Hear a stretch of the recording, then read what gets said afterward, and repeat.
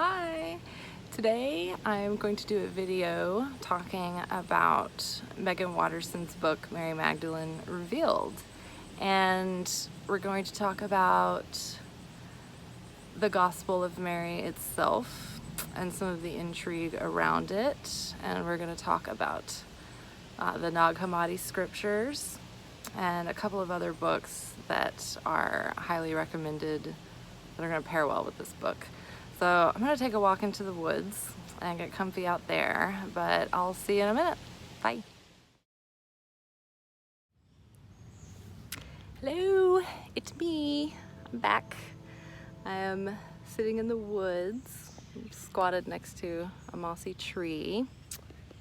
I've got a spider crawling on me. Wonderful. Just gonna let that go back into the wild. And I wanted to talk about this book that I just read called Mary Magdalene Revealed by Meggan Watterson. You can see that. And first of all, I just want to say that her writing is so good. Like, she's just so, I don't know. Like, she can write 3 sentences and you feel like 3 years of her life are just filled in. Like, you just know what she's been through and what she's come through, and you can kind of fill in all the details like in like 3 sentences. So she's a really great writer in that way. And so in this book, she is going into her journey about being curious about who Mary Magdalene was and about the adventures that she has gone on and her studies in regards to Mary Magdalene and Mary Magdalene's Gospel. And Meggan is a theology major. I can't remember what school she went to, but she went to like divinity school and studied like divine feminine archetypes and leaders and teachers and saints and whatnot. Anyway, I ramble, I digress. So this book was really amazing because I've always been really drawn to and curious about Mary Magdalene as well. And I had heard, at some point that she was not actually a prostitute, which that's something that the Catholic Church came out and admitted, like, I think back in the 70s or 50s, maybe officially, but it's just not been like widely talked about. And so this book talks about Mary's Gospel, which was found, I believe there were 3 copies found hidden and lost in antiquity, and one was discovered in Egypt. I think one was maybe discovered in Germany, and like the other one like came up through, like, it just made its way through like chains of rare book collectors, and someone found it like by chance from some dealer or collector or whatever. So this book, Mary Magdalene's Gospel, was ordered to be destroyed by the Roman Empire because it talks about these secret teachings that she received from Christ directly. And the other disciples, the guys, were kind of pissed when they heard about it, because they were like, well, why didn't he tell this to us? Like, why would he tell you, a woman? Women, in that time, imagine, were like the lowest on the totem pole. They were not valued at all in society. So they weren't really allowed to learn, and they weren't really encouraged to learn or except in certain beliefs and religions in the ancient world, unless you were in more of like a pagan religion, women weren't allowed to be priestesses or rabbis or whatever. So Jesus actually encouraged women to become disciples and teachers and rabbis, and this was one of the things that made him like really controversial and like really radical, and kind of created some divide in the people who believed in him at the time, and then the people who were like, oh no, he's gone rogue, like he's allowing women to learn, like. So I digress again, but the beauty of this book is that Meggan goes into Mary Magdalene's teachings, but she also interweaves her own experiences and the way that this gospel has spoken to her and comforted her and taught her through the years. And it's sort of interwoven. So like every other chapter goes into a verse about that comes from the Gospel of Mary Magdalene. And so basically, to synopsize the kind of the situation with Mary Magdalene, is that she left her family to join the disciples, and she followed Jesus through his ministry. And they call her the Apostle of Apostles because she was a woman. She wasn't considered like a legitimate apostle, but in the end, she was. And now there's a lot of like scholars and things that have dug deeper into the history and the historical writings, and they find that she was more than likely Christ's kind of equal counterpart. She was the divine feminine to his divine masculine, and so together, like, they were able to accomplish levels of ascension through their dynamic as a team. And so even if she wasn't his romantic partner, she was like his best friend and companion. And there are things that suggest that they may have had a relationship that was more tender and sweeter than just friends, but there's, not any steadfast or like hard evidence.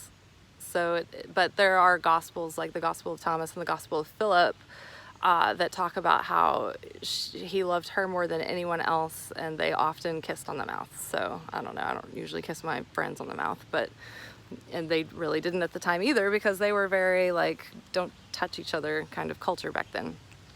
So that kind of says something. But in her following him, they became very close, and he confided in her about a lot of things that the other disciples just weren't grasping. And because she had a divine feminine intuition, she was able to understand on a deeper level, on a level from the heart, a lot of the things that he was speaking in a poetic sense that maybe the men took more literally and misunderstood about where he was going with his teachings and what he was actually saying. Like when he was talking about, his kingdom and, reigning over the world, they thought that he was going to be in a legitimate seat of leadership, and they were going to be part of his cabinet. But that's not really what he was talking about. He was talking about Christ consciousness and a whole nother realm of the kingdom within that informs your outer world. It creates a world from within you. Like when you have peace and love and virtue within, it creates a better world without. But he wasn't really saying like, well, I'm gonna get up in that Roman Empire's face and I'm gonna take over and I'm gonna be the emperor. And that's kind of what they thought that they were helping him do. So when Christ was crucified, Mary stayed at his tomb, and she was the only one there. Like she was going back to visit his body to do certain things that were traditional processes that you would do, mitzvahs to take care of the physical body, to sort of prepare that body for entombment, but also to pray for the soul so that it could ascend beyond this world and go to heaven. But heaven is not really like what most people think of it as, I don't think. So when she went to the tomb, it was like, I don't know, a couple of days after, like she was there crying and like, like mourning and all that stuff, and she would come and go. And one morning when she came back, she saw that the rock was removed and he was gone, and she was like all upset. And she was visited by two angels who were like, why are you crying? And then she heard another voice that was like, Mary, why are you crying? And when she looked up, it was like Christ. And I think that it's important to specify that that vision of Christ was something that happened because she had ascended within her soul to merge her conscious self with her higher self so that she could receive visions through her mind's eye and her heart. So it may not have been the physical Christ that she saw. The angels weren't like anthropomorphic. It was more like this intuitive message that she received from within herself. And so she had this meeting with Christ, and they talked, and he told her, like, don't cling to me. And it wasn't like, don't touch me. It was more like, don't hold, you have to surrender my physical form in order for you to have the truth, the full truth revealed to you about the greater reality. Like, you have to let go of the physical me and realize that you can connect with me through your heart, through your soul, through your spirit at any time. And it absolutely has to happen that way for the ascension process to be complete within you. And so she goes back to the apostles, and she tells them, hey, like, Christ is risen, he's ascending, and he told me all these things. And when she told him about these teachings, they were like, oh my God, like, tell us what you know that he would tell you and that he didn't tell us. And like, once she kind of explained it all to them through this gospel, they were like, well, Peter was really skeptical, and he had anger issues, and there's some references to that in the other gospels that were not included in the canonical version of the Bible.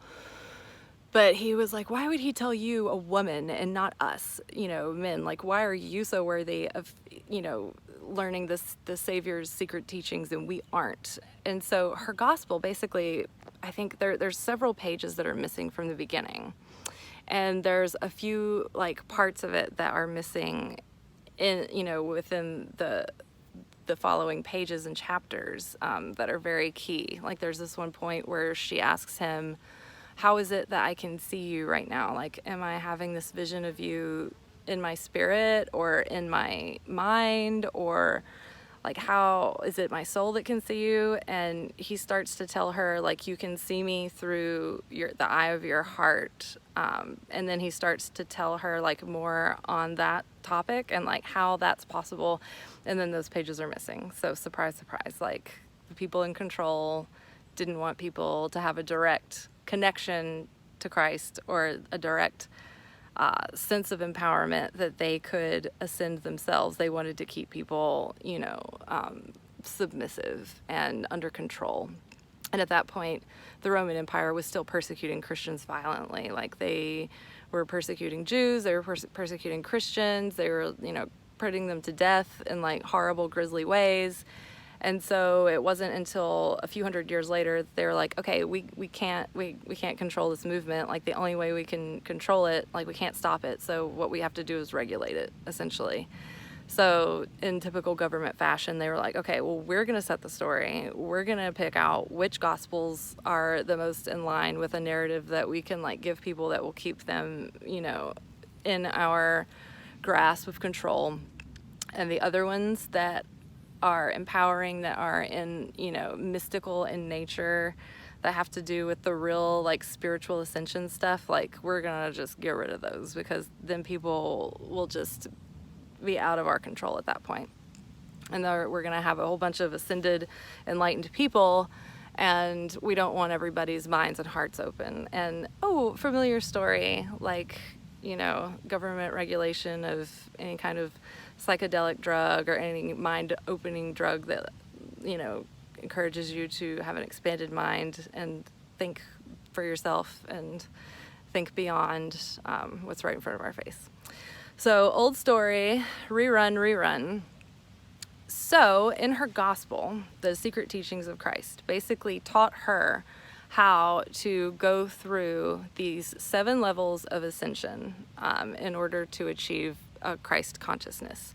And it's interesting because of the fact that Mary was silenced, the divine masculine narrative became the overarching Christian faith theme, but it left out the whole divine feminine aspect of it. And in order to be a truly mastered person, you need to be able to balance both of those within yourself. And so where Christ was an example of an ascended man, like Mary was supposed to be, and who was divine, Mary was supposed to be the example of a human being in a feminine form who was able to achieve this self-mastery. And the whole point of it was not to become, it was not to say that human beings were bad. It was to say that here in human form, our soul can actually have a place to experience things and grow and have an expression, whereas without the physical expression, like, you know, the soul doesn't have a voice. So we need this body, we need to be human, it's good to be human, and the dynamics that we go through as human beings are absolutely vital to challenge that soul to grow. So the ascended human being is both perfectly human and perfectly divine. And so the fact that Mary's story was left out of that has left us with this big gap where, you know, we think, oh, being human is so awful, like, oh, we're so bad, we're so like flawed. And really the other side of that story is like, yeah, and that's okay. It's kind of supposed to be that way. That's the whole point, why you're here. And that helps you master yourself as a human being, to elevate your spirituality, to elevate your soul. So her gospel goes into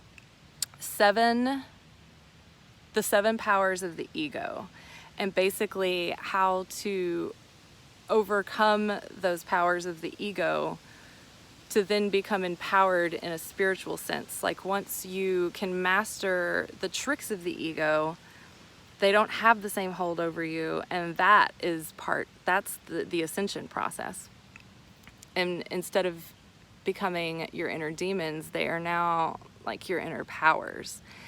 And so each power is laid out in sort of a narrative conversation with these like kind of poetic characters that she kind of tells this, like has this like dialogue with.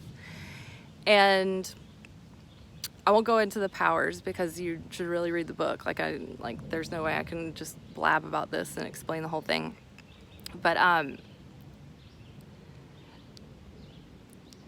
they always say that Mary not only was a prostitute, that was basically just to defame her and discredit her, and you know, like how many times even in modern society has like some female pissed people off and they're like, oh, she's a bitch, she's a whore, you know, and like the people make up shit about them. It's like, it's not a new modern problem. Like this has been going on since time began. So that was the story with why they called her a prostitute. So she wasn't a prostitute. And they also say that she had like, oh, well, Christ like freed Mary of 7 demons.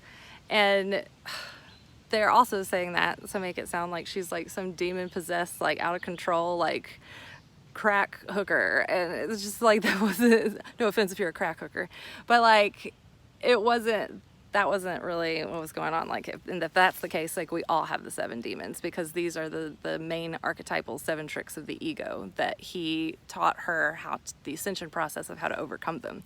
So yeah, he did free her of the 7 demons, the 7 inner demons that we all have. So they were the 7 powers of the ego that she learned to overcome. And it's interesting because in this book, Mary Magdalene Revealed, which has a big ant crawling on it, Meggan gives you this like huge, juicy reading list of all kinds of like really awesome books. And some of them are like deep back into history when they were written, and some of them are like modern writers and like scholars and things, like kind of giving their own interpretation and dissection of Mary Magdalene's gospel. But the 2 that I find most interesting was that, there's some people coming and I'm sitting here like sprawled out in a dress. The thing that I find most interesting, hi, how's it going? It's my neighbor. Was that one of the books was written by Marguerite Porete, and this was written in the 400s or the 500s. I think it was the 400s, and it was basically the same process as the one that Mary Magdalene was talking about overcoming, you know, these 7 powers, and it was the 7 steps of ascension. Only Mary Magdalene's gospel had been hidden and destroyed at that point, so nobody was really, like, it wasn't available anywhere. So Marguerite Porete, like, had all of these truths come to her through her own devotion and through her own, like, meditative practices and through her own, like, you know, monistic lifestyle. And so she wrote this book called The Mirror of Simple Souls.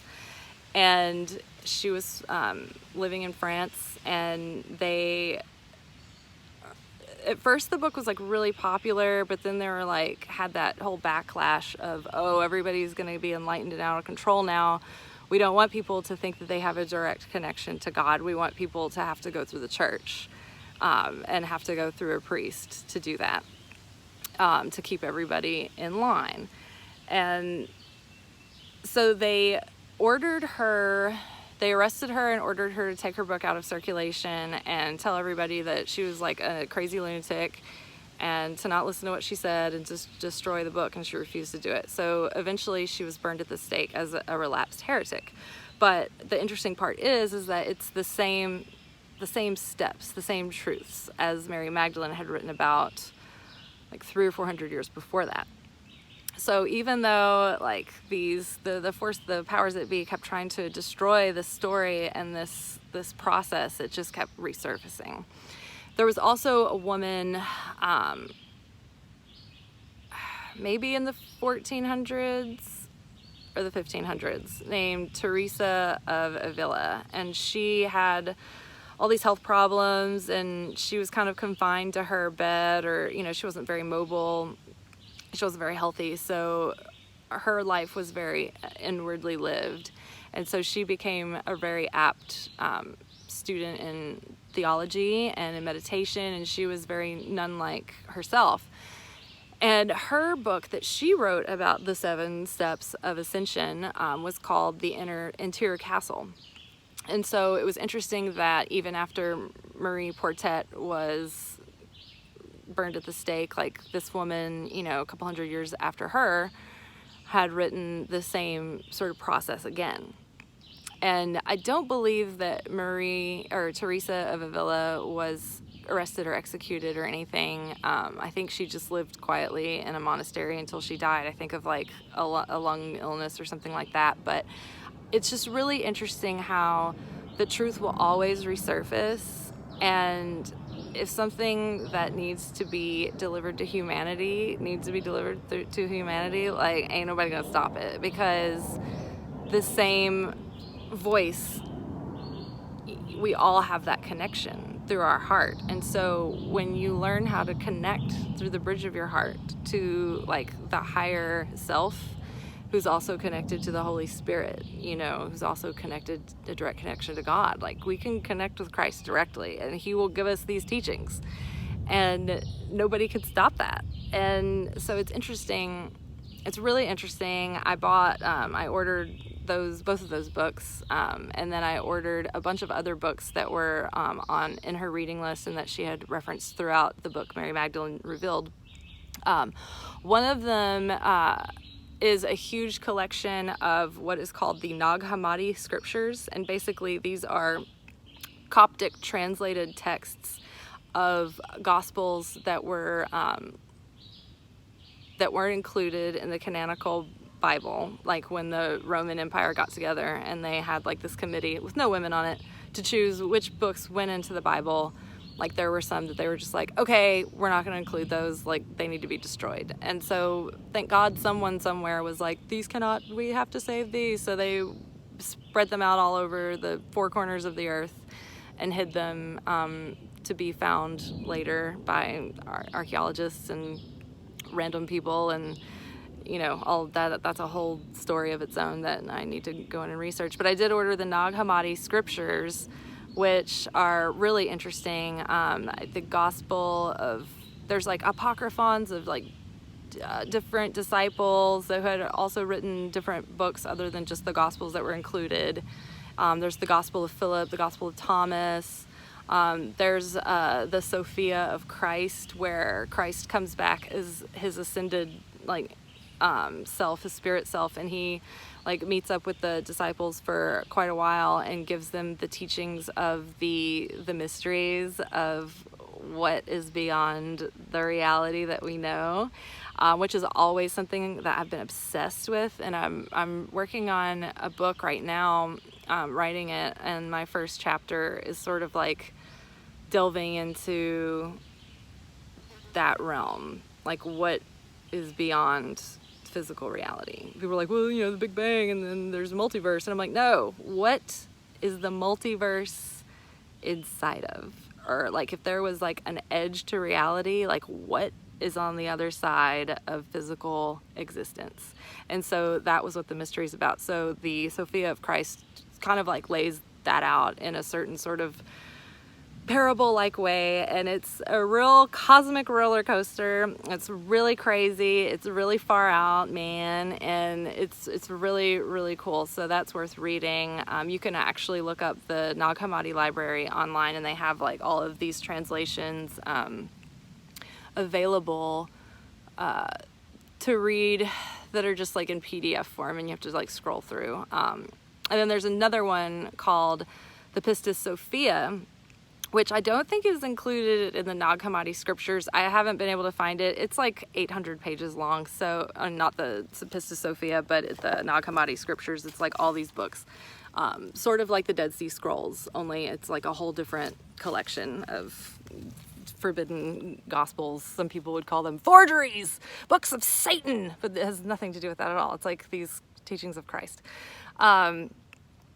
So yeah, so where we got, okay, so I also ordered the Dead Sea Scrolls, but I just don't have anything that's on the top of that reading list yet, so that'll be there for another day.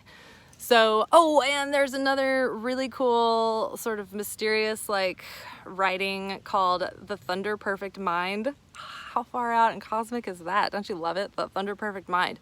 But it's this really cool sort of it's the structure of it looks like poetry. And it's a very mysterious writing. The narrator is this divine feminine influence, and she's just making this big declaration. And I've only heard lines pulled out of it so far, so I can't really talk about that in any kind of sensible way yet. But that's my next thing that I'm reading now. I had to read the introduction that talks about where they found it and where they think it might come from. Everything in the antiquity, when you go back that far, gets really vague because they can only go on well, this is a certain kind of writing, or they literally use this kind of handwriting, or here's this kind of parchment paper, or it has sort of a style that goes kind of goes along with this culture, but it also goes along with this culture. So it gets there's a lot of mystery and intrigue around it, but it's a really, really cool piece of literature to read. So I'm gonna read that, and I'll tell you all about that. But anyway, so read Mary Magdalene Revealed. Just getting this book, it's a book that will make you cry. In every chapter, you'll be oh God. And not to cry in a bad way, cry in a good way, almost a relief cry. You're oh, this is what I always thought, but there was never any confirmation, but this just confirms what I've always felt.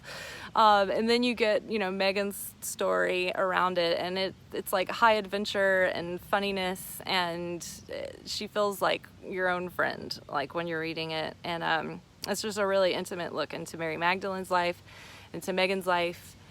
And yeah, my best friend Tracy gave it to me for my birthday, and we had been watching all these interviews about it, so we were obsessed, and so she got it for me, and I've been savoring it, and I think I'm gonna go back and just devour it again and do all the highlighting and writing the notes. And then my nephew actually downloaded the PDF, and he's really liking it. So it's not just something for women. I think men really are relieved when they learn from the divine feminine essence too. They really like it because it's a relief for everyone, It's it's softer.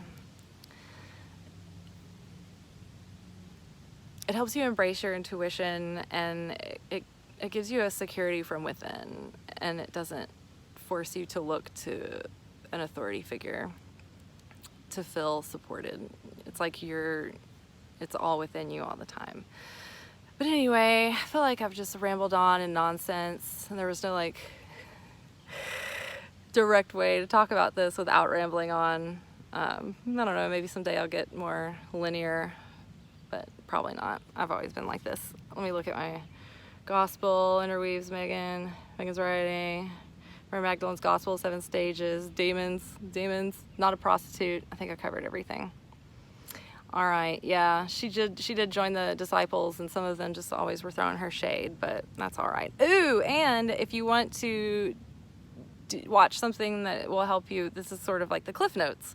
Watch the movie Mary Magdalene with Joaquin Phoenix, and forgive me for not knowing her name, but it's that girl from the Girl with the Dragon Tattoo.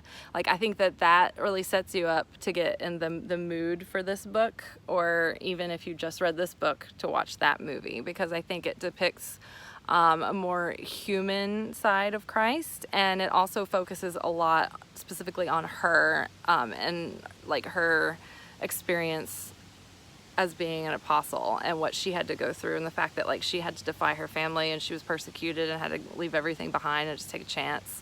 And then after, a few years of like, after the crucifixion, when they were, preaching the gospel throughout the Middle East, like the Roman persecution got so bad, they beheaded her brother, Lazarus, and she had to escape to the south of France. And legend has it that Jesus' mother, Mary, went with her to France. And so Mary Magdalene lived the rest of her life in caves, apparently with the Druids. They kind of like gave her safe house and took care of her. And so she lived in this village up in a mountain, like within the caves, in hiding, so that she could continue to preach the gospel, but to avoid persecution. So I think it's pretty cool that she went to France. I want to escape to France or Italy, the Riviera. Oh my God. I just like look at pictures all the time, and I'm like, look at that water. Look at the buildings. Look at the cobblestone. Look at the food. A nap in the middle of the day. Oh, love it. All right, well, I'm gonna go, because it's just, nothing's making sense anymore. And I'm in the woods, and it's like getting later, and it's getting darker, and it's getting scarier.